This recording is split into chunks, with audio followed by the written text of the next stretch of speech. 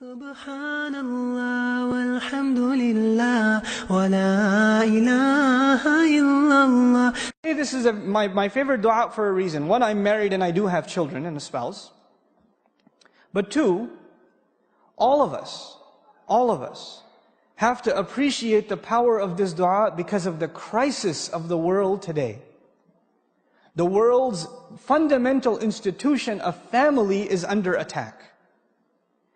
Most of the people here, even Muslims, are not immune from this problem. In many of our homes, the storm that I said, when you find coolness of the eyes, you find refuge from the storm. The storm is not outside the house. The storm is inside the house. And you have to get away from home to get away from the yelling and the screaming and the name calling and the insults and the depression and the sadness and the friction between husband and wife and parent and children. Our homes are broken. Brother is not talking to brother. Parents are not talking to children. How many of all the shuyukh, I can bet you, I can almost guarantee you, all of the speakers that have come to this conference, some mother, some father, some husband, some wife has come up to them and said, I've got this problem. I can't talk to my kid. He yells at me. We can't talk anymore. He's doing these things, I don't know how to stop him. My husband, my wife this, my husband this. Subhanallah. This is a crisis inside the home.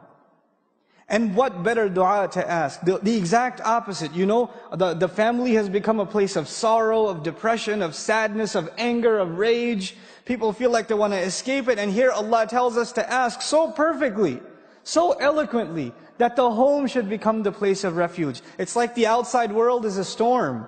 And you suffer on the outside, and your refuge, your safe haven, is those doors in your home, is your spouse, is your children. When you see them, your worries disappear. But for most of us, when you see them, your worries begin.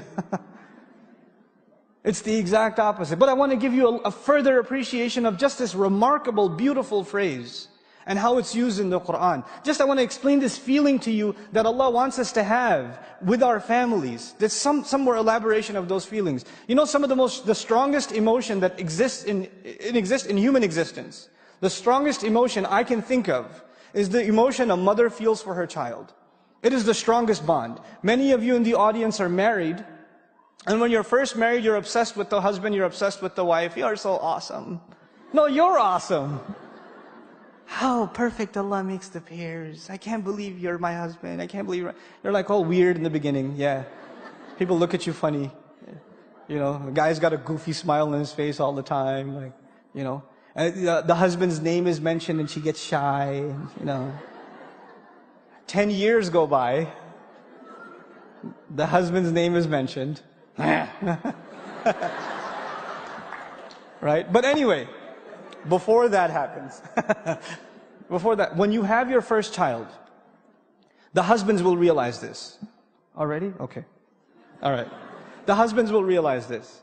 You're talking to your wife about something, the baby's in the other room. The husband doesn't even have the ears for this one. The baby just does a little That's it. That's all it does. And guess what happens to the mother?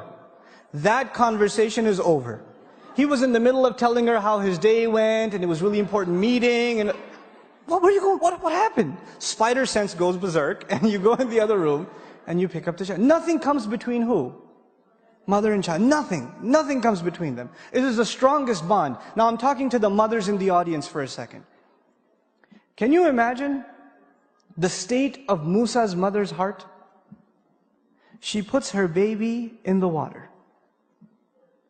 You can't even leave your child outside in the hall. You start calling your husband, where is he? Where is he? Where is he? Have you seen him? Have you seen him? Where is he at? You can't stop. You're 30 minutes late picking your child up from school. What happens to you? You know. I know, because I've been late picking up my kids from school before. So I know what my wife goes through. You didn't make it to the airport in time, right?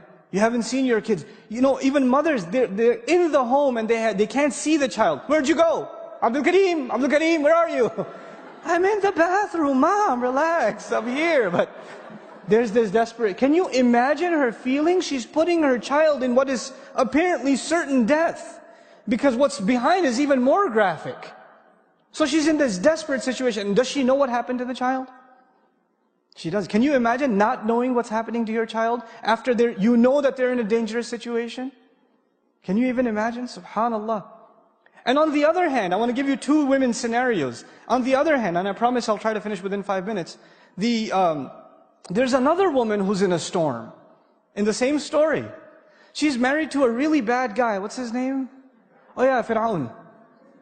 And you know, sometimes women are in a difficult domestic situation, and usually in a society like ours, you can call the domestic hotline, you can call the cops if there's abuse, whatever. Now, we don't know if there's physical abuse, but the Quran certainly indicates psychological abuse, so much so that she has to ask for rescue, right? She's in this terrible marriage, and she can't even call the cops. Well, why not? Because he owns the cops. She can't complain to the government, because he is the government. She's got nowhere to turn, so the only place she can turn is who? Allah. She's in the middle of this storm and she can't find a refuge. But when this baby washes up, you know what she says now? Think about this. She picks up the child and she says, قُرَّةُ عَيْنٍ لِي. He'll be the coolness of my eye for me. He will be my refuge from the storm.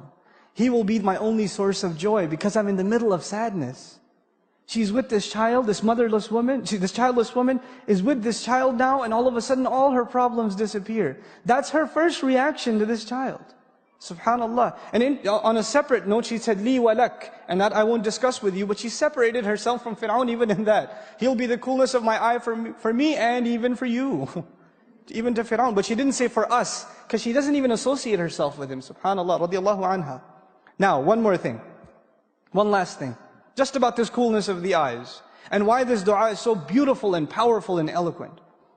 You know, when a mother has lost her child, which in this case she has, and she is reunited with her child. Can you imagine the feeling of a mother whose child was lost and then she was reunited with it? Can you imagine the tears of happiness? Can you imagine that emotion? Now understand how Allah describes that emotion.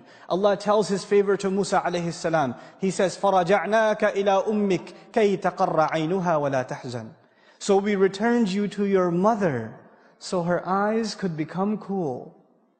So her eyes would, Allah is describing the most amazing joy, the most amazing relief, the most indescribable feeling in the heart of a mother. And what expression does He use? The coolness of the eyes, to depict that powerfully. And so we ask Allah, give us from our spouses and our children coolness of eyes.